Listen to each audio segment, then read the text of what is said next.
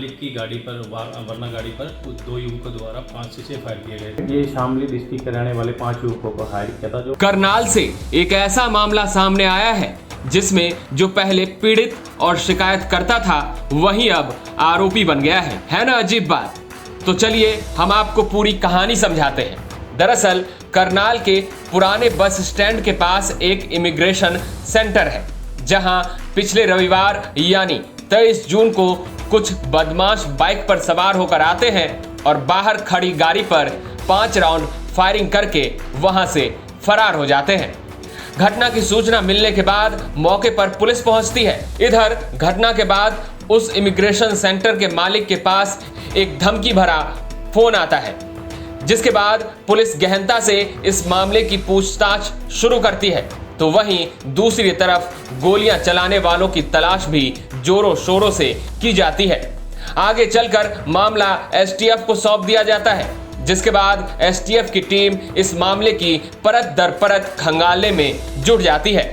STF को कड़ी मशक्कत के बाद गोली चलाने वाला एक आरोपी हाथ लगता है, जिससे पूछताछ में ये पता चलता है कि ये पूरा घटनाक्रम स्क्रिप्टेड था, यानी प्री प्लान्ड। पूछताछ में आरोपी बताता है कि इस मामले में जो इमिग्रेशन सेंटर का संचालक है उसने ही ये पूरी साजिश रची है, क्योंकि उसे अपना बंदूक का लाइसेंस बनवाना था। उसने इस मामले में बदमाशों को यूपी के शामली से हायर किया था। 23 जून को शामली से गाड़ी पर 5 लोग आते हैं, गाड़ी को पीछे ही खड़ी कर देते हैं और 3 बदमाश वहीं रुक जाते हैं। वहां से आगे के लिए इन्हें बाइक मिलती है और बाइक पर सवार होकर 2 बदमाश इमिग्रेशन सेंटर के बाहर आते हैं और बाहर खड़ी गाड़ी पर 5 राउंड फायरिंग करके मौके से फरार हो जाते हैं। ये सब इन बदमाशों ने इमिग्रेशन सेंटर के मालिक के कहने पर किया था। अब तक की जांच में पुलिस ने घटना में इस्तेमाल की गई पिस्तौल को बरामद कर लिया है। वहीं फायरिंग करने की प्लानिंग और फायरिंग करने वाले 3 बदमाश एसटीएफ की गिरफ्त में है। वहीं इमिग्रेशन संचालक भी अब एसटीएफ के हत्थे चढ़ चुका है, लेकिन इस मामले के 2 आरोपी अभी भी फरार चल रहे हैं, जो गोली चलाने की प्लानिंग में शामिल थे। 23 तारीख को जो पुराना बस स्टैंड है वहाँ पे ओपेरा नाम से एक आईलेट सेंटर है, जिसके मालिक की गाड़ी पर वरना गाड़ी पर 2 युवकों द्वारा 5 से 6 फायर किए गए थे। जिसके बाद एक फिरौती की कॉल भी आई थी, जिसमें फिरौती की डिमांड की गई थी, जिस संबंध में सिविल लाइन थाना में एक मुकदमा तुरंत प्रभाव से मुकदमा दर्ज कराया गया था। और जो कि मामला कुछ फिरौती से संबंधित था, जिसकी जाँच एसटीएफ करनाल यूनिट द्वारा की गई और जाँच के दौरान 3 युवकों को भी गिरफ्तार किया गया है, जिसमें फायरिंग करने वाला युवक था, जिसने अपना प्रारंभिक पूछताछ पर यह बताया कि ये जो वारदात था इस सारे का मेन साजिश करता खुद कंप्लेनेंट है।